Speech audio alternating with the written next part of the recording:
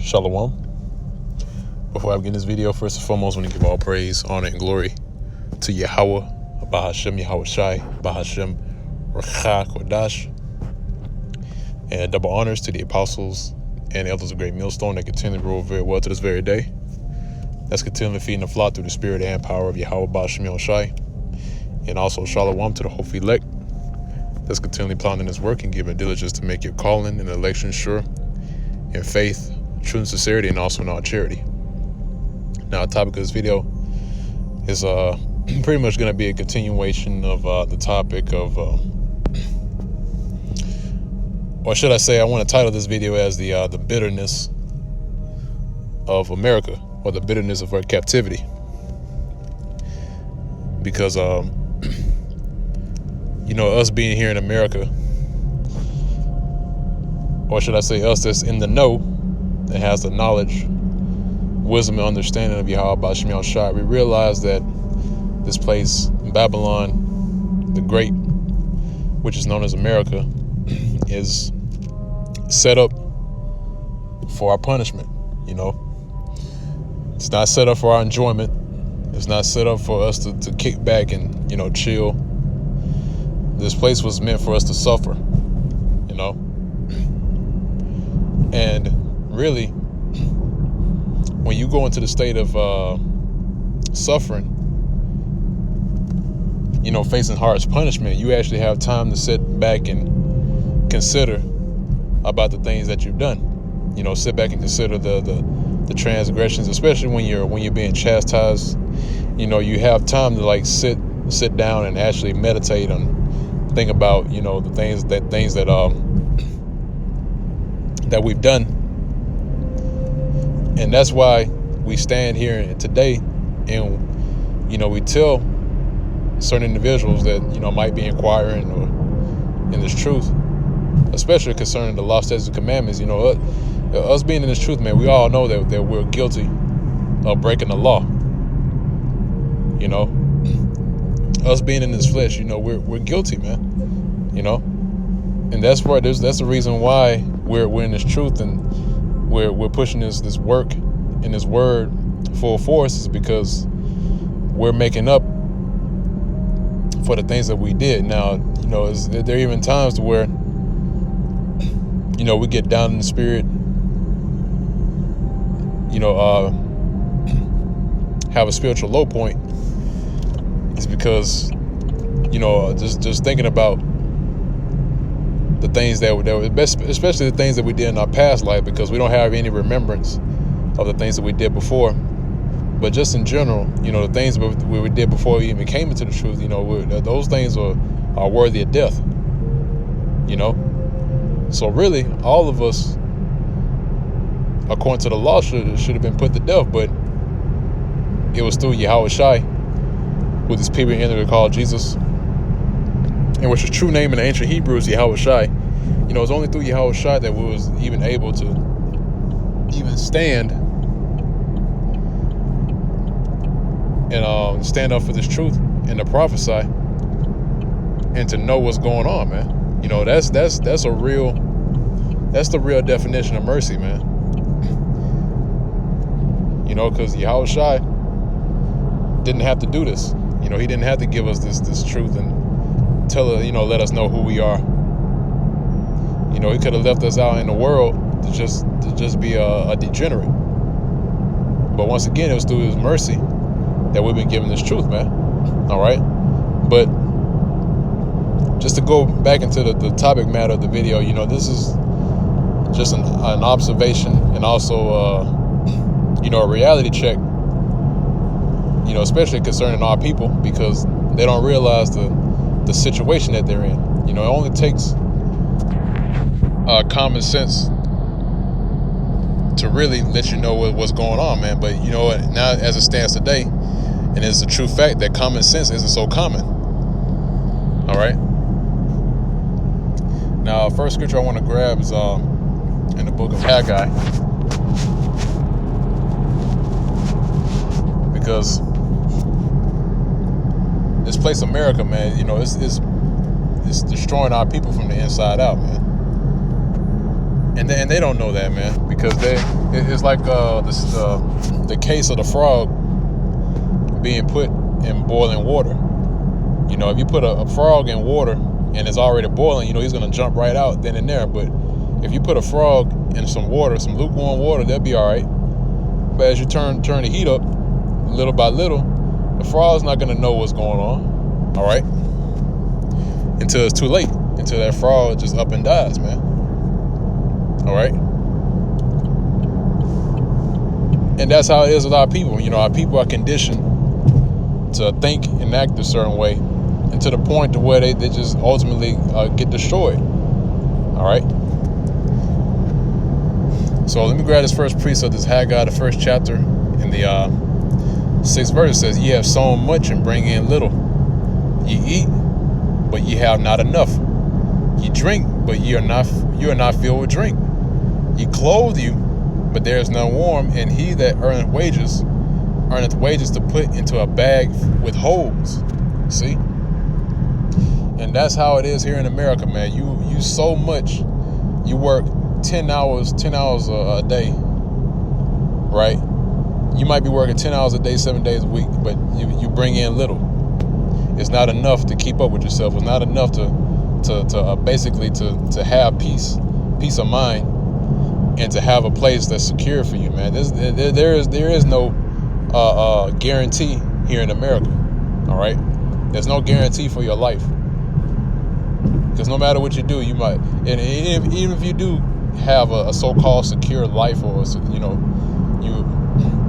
you know your house is basically taken care of or whatnot, still you have to look over your shoulder to see if there's anybody. Basically you have to look over your shoulder and watch out for yourself. You might end up dying the next day, man. You don't even know. All right. So again, it said, look, you sow much, but you bring in little. You eat, but you have not enough. You drink, but you're not filled with drink. Right.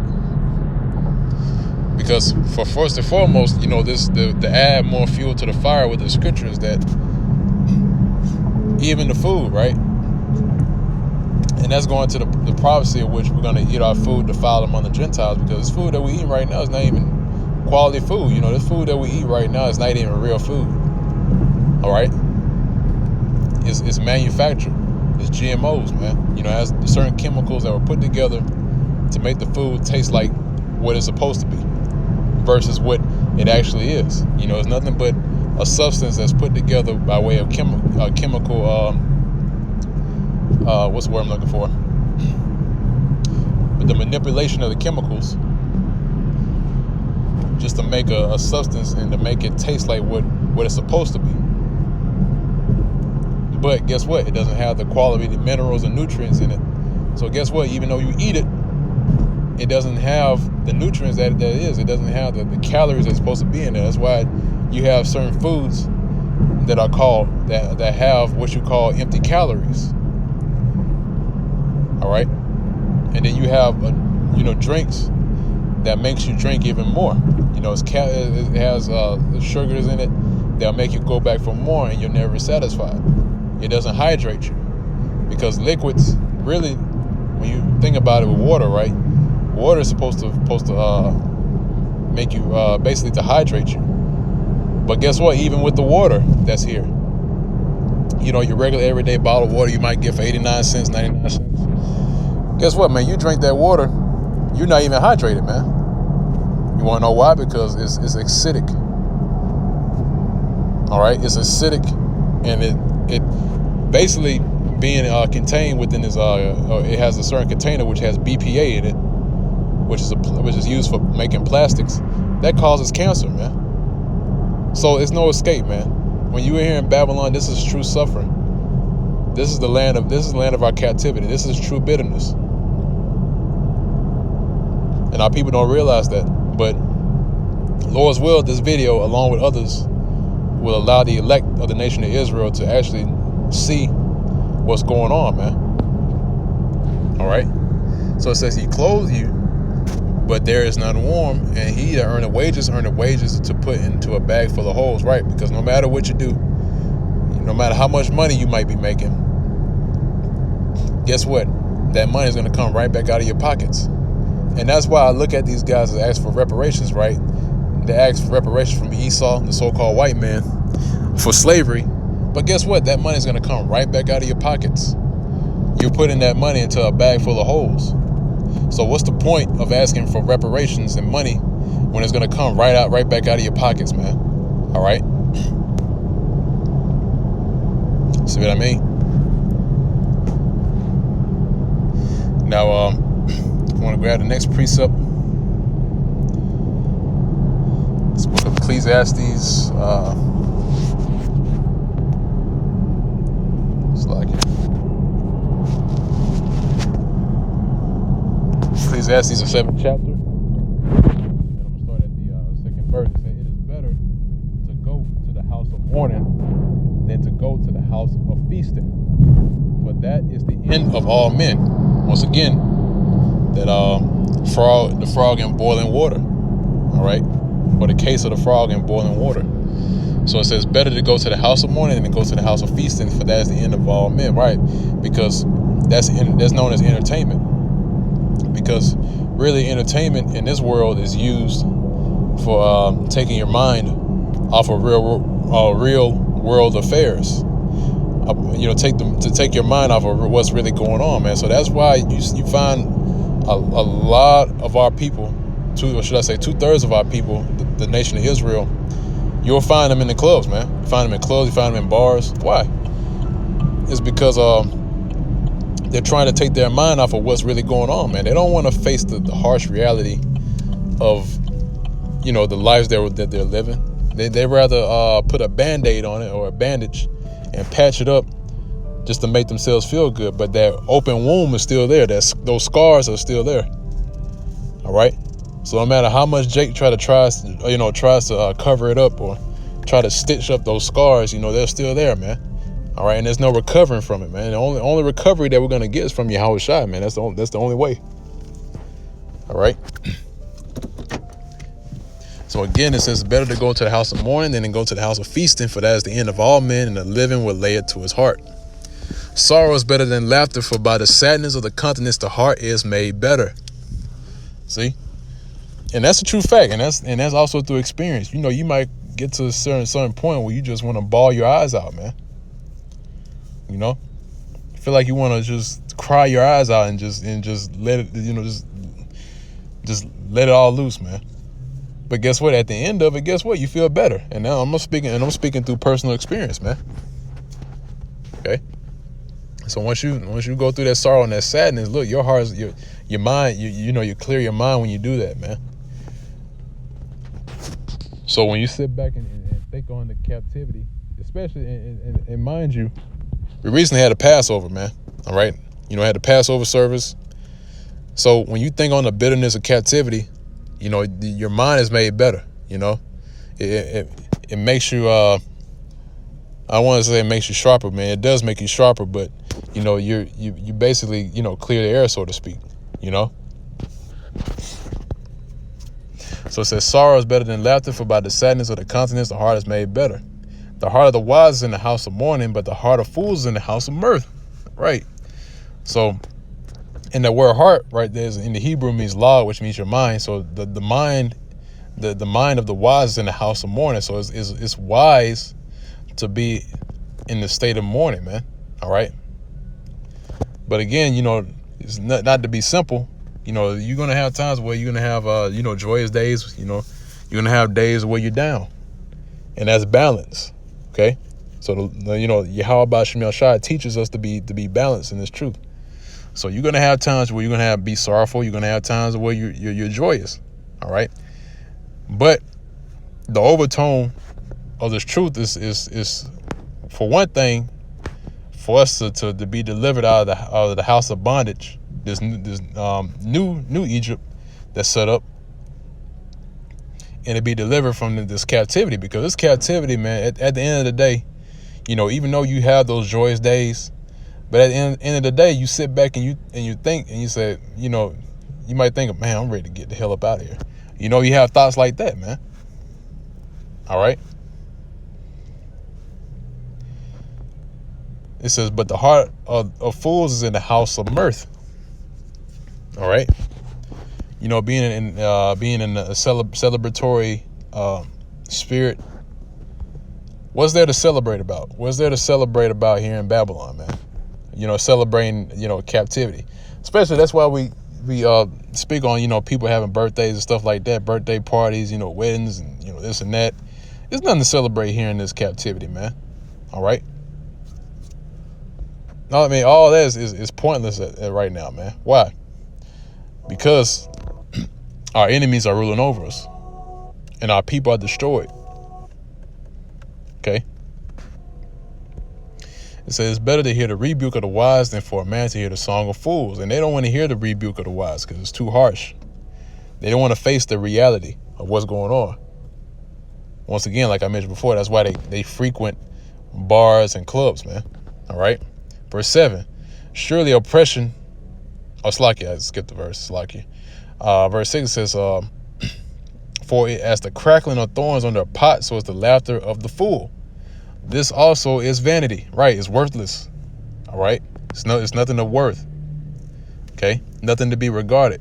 So it's like the crackling of thorns under a pot. So when you hear crackling of thorns under a pot, man, that's annoying, man. It's like nails on a chalkboard.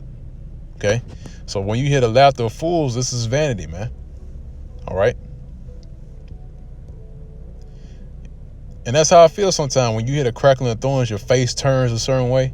And that's how it is, man. Once again, speaking from personal experience, man, when I hear somebody laughing, you know, it causes me to make my face turn. You know, because what's so funny? What's so funny being in this captivity, man? All right. Verse 7 says, surely oppression maketh the wise man mad, and a gift destroyeth the heart. Right. Because you got certain guys that might know the Hebrew Israelites, but they take that gift, they take that purse that destroys their mind. All right. So from oppression, it makes us mad, man. It makes us livid. Okay. So from there, I want to grab, you know what? I want to grab one last precept that I got here. Let's let me go back.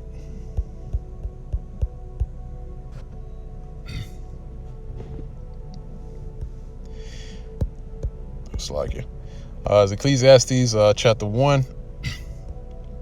And I'll make this my last precept. This is Ecclesiastes chapter 1, verse 17. It says, and I gave my heart to know wisdom and to know madness and folly. I perceive that this also is vexation of spirit.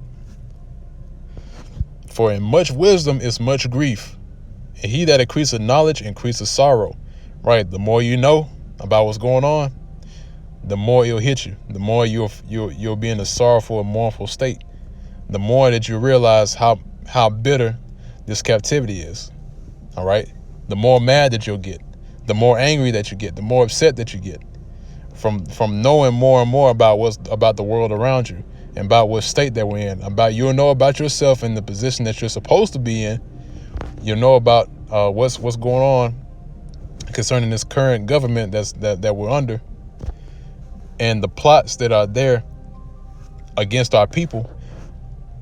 Guess what? That increases sorrow, man. That increases grief. All right. Which ties into the scripture where it says, hope deferred maketh the heart sick. All right. So hope is being deferred right now, man. You know, it's tearing and it's making the heart sick, man. It's making us go nuts. But it's through Yahweh B'Shem Yahushua that we still have it together, man. Isaiah 33:6, right? It says, for wisdom and knowledge shall be the stability of our time. So, you know, it's through wisdom and knowledge that we're still stable, man. We're still, our minds are still stable. You know, we haven't gone nuts, going crazy, haven't been sent to the crazy house, you know. So, call halal Yahweh B'Shem Yahushua, man. All right. But that pretty much wraps up this video on this lesson. And our Lord's willing, or Lord's will, this is edifying to the body of Yahweh B'Shem Yahushua, to the members of the Hopefully Elect. Until next time, once again, I want to give all praise, honor, and glory to Yahweh, B'Shem Yahushua, B'Shem Rachag Wadash. Double honors to the apostles and elders of Great Millstone that continually rule very well to this very day. Shalom, peace and safety, salutations to the Hopefully Elect that's continually planning his work in his labor of love, giving diligence to make your calling and election sure in faith, true sincerity, and also now charity. And with that, I'm going to say shalom.